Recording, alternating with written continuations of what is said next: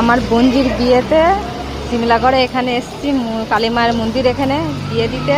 সবাই দেখুন বিয়ে।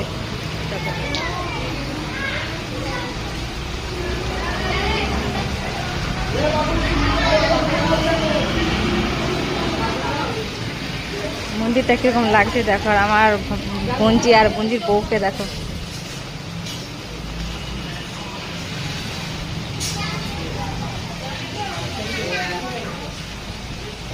ওই যে মন্দির মা কালী, ওই যে মন্দিরটা ওখানে লাইটটা বন্ধ করে দিয়েছে।